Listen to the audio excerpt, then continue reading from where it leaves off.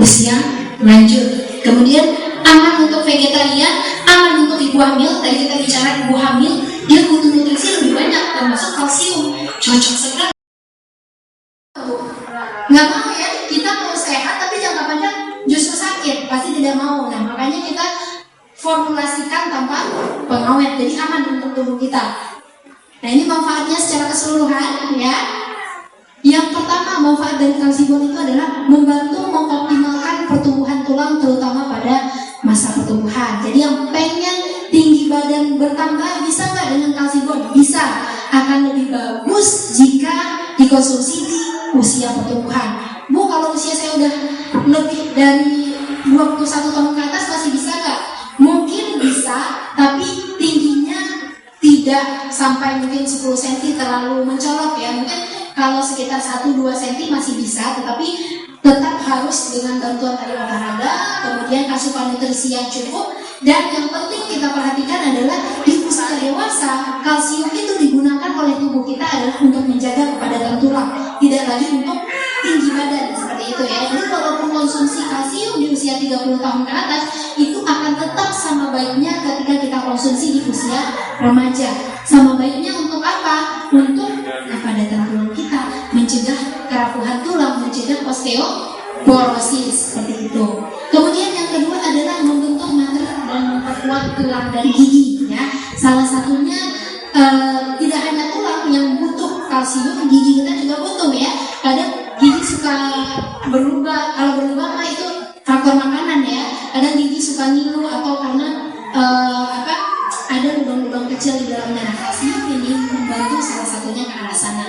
Yang ketiga, menjaga struktur dan kekuatan tulang. Tadi kita bicara struktur kekuatan tulang ini adalah biar nggak gampang patah, jatuh atau gimana. Tapi tergantung ya, kalau misalnya jatuhnya dari sini ke bawah, saya juga nggak jamin gitu ya. Tapi paling tidak adalah mempercepat penyembuhan ketika ada masalah pada tulang kita.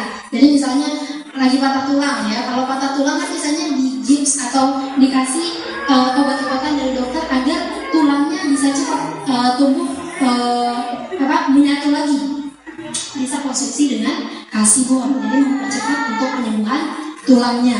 Kita lanjut, menjaga kepadatan tulang ya, tadi untuk ke arah osteoporosis, kemudian menjaga persendian ya. Kalau kita bicara tulang tidak bisa dipisahkan dari sendi ya. Kalau tulang dipisahkan dari sendi nggak ada gunanya tulang kita ya, dipisahin satu-satu kayak habis makan ayam gitu kan, dipisah-pisahin kan, tulang pahanya sama tulang paha atas sudah terpisah gitu ya. Nah sendi ini sangat penting sekali karena gerakan kita berawal dari sendi ini. Kalau sendi kita pelumasnya sudah mulai berkurang, ini tangan aja sakit, ngilu. Nah itu salah satunya ada hyaluronat acid di dalam kalsibon yang membantu ke arah sana ya. Kemudian terakhir adalah mencegah osteoporosis. Bu, bisa nggak menyembuhkan osteoporosis? Untuk menyembuhkan mungkin belum bisa. Kenapa? Karena kalau misalnya osteoporosis, terutama dia di usia sudah lanjut, nah itu kan untuk struktur tulangnya, apalagi yang udah bongkok, itu kan sudah susah untuk diperbaiki. Tetapi kita adalah lebih ke arah untuk mencegah agar tidak lebih parah lagi, seperti itu ya. Plus pengapuran sendi ya. Selain osteoporosis, biasanya yang terjadi adalah pengapuran sendi ya. Biasanya suka ngilu, suka rematik dan lain sebagainya, bisa dibantu dengan produk kalsibon. Nah, Bu, cara konsumsinya gimana? Ya, cara konsumsinya satu hari konsumsi 3 kali 1 saset per hari. Jadi dalam 1 saset kalsibon ada lebih kurang sekitar 300 sampai 350 mg kalsium ya dalam 1 saset kalsibon. Artinya kalau kita butuh, dewasa itu sekitar 1200 mg, kita butuh sekitar 3 saset. Sisanya dari mana Bu? Sisanya tetap kita kan makan ya. Ada nggak yang nggak makan sehari-hari? Nggak kan? Misalnya puasa itu puasa 24 jam, nggak ada ya. Artinya dari makanan kita harus tetap mencukupi. Karena kan kita bisa sehari-hari mungkin makan makanan yang ikan kecil teri ya Bu contohnya gitu. Atau misalnya minum soya sudah ada kalsiumnya. Nah, gimana sih Bu kalau saya minum kalsibon, minum soya juga? Boleh nggak kalsibonnya dikurangi? Boleh ya. Kalsibon 2 kali 1, soya-nya 2 kali 1 seperti itu. Tapi kalau mau kalsibon aja, kalsibonnya 3 kali 1 untuk mencukupi tadi kebutuhan 1200 mg kalsium per hari. Untuk anak-anak gimana? Anak-anak masih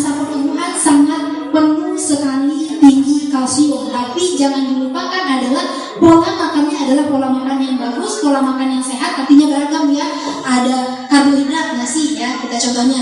Ada protein, ada lauknya, kemudian ada tahu tempe atau protein nabati, kemudian ada juga sayur, ada buah. Itu adalah di dalam semua makanan yang beragam itu sudah ada asupan kalsiumnya ya. Tetap harus ada asupan makanan yang beragam. Plus kalsiumnya adalah 2x1 ya. Kalsium sebaiknya kita sarankan konsumsi setelah makan. Jadi penyerapan kalsium akan lebih bagus ketika setelah makan, seperti itu. Jadi konsumsinya beda nih, setelah makan baru konsumsi kalsium ya. Nah, interaksi produk ini sangat penting sekali. Ketika kita konsumsi kalsium ya, ada kalanya kalsium yang kita konsumsi tidak terserap. Contohnya, ketika kita konsumsi bersamaan dengan antibiotik dengan jenis tetrasikline ya, sebaiknya dihindari di selang 1 jam. Kenapa? Karena antibiotik ini bisa menghambat penyerapan kalsium. Jadi kita udah konsumsi kalsium nih bersamaan sama antibiotik tetrasikline terutama ya jenisnya, itu kalsiumnya jadi tidak terserap gitu. Jadi sayang. Jadi lebih baik kita selang 1-2 jam dari konsumsi antibiotik. Kalau misalnya konsumsi antibiotiknya setelah makan, nanti aja konsumsi kalsiumnya 2 jam atau 1 jam setelah makan gitu. Jadi ada jeda ya. Kemudian yang kedua, interaksi produknya adalah suplemen zat besi ya. Biasanya yang suka kurang darah, biasanya konsumsi zat besi ya, sebaiknya jangan dikonsumsi bersamaan, selang 1 jam setelah atau sudah konsumsi zat besi, agar zat besinya tetap terserap, kemudian kalsiumnya tetap terserap. Jadi manfaat dua-duanya kita dapatkan secara utuh dan maksimal, seperti itu. Dan nah ini ya cara konsumsinya, 150 ml air 1-2 saset per hari. Tadi saya juga tambahkan karena kita di HWI punya produk fiber, namanya produk fiber kita apa? Detoxin ya. Detoxin juga untuk penggunaan dengan kalsium perlu diperhatikan. Kenapa? Kalsium itu tinggi kalsium. Kalau fiber atau detoxin dia tinggi serat. Serat yang ada di detoxin itu ada asam fitat namanya di dalamnya. Asam fitat ini kalau kita konsumsi bersamaan dengan kalsium, justru kalsiumnya tidak terserap. Ya, sama kayak tadi zat besi dan antibiotik ya. Jadi lebih baik diselang 1-2 jam ya, amannya 2 jam lah ya. Jadi kalau konsumsi detoxinnya nanti aja malam sebelum tidur gitu.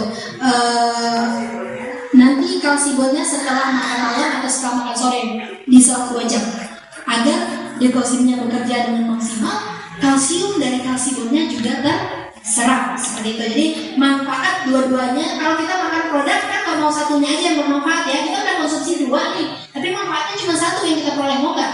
Nggak mau ya, agar dua-duanya terserap diselang konsumsinya gitu. Tidak perlu diselang kali, diselang 1-2 jam aja sudah cukup, seperti itu ya, agar lebih maksimal. Ya, sekian dari dari saya ya, produk development HWI hari ini.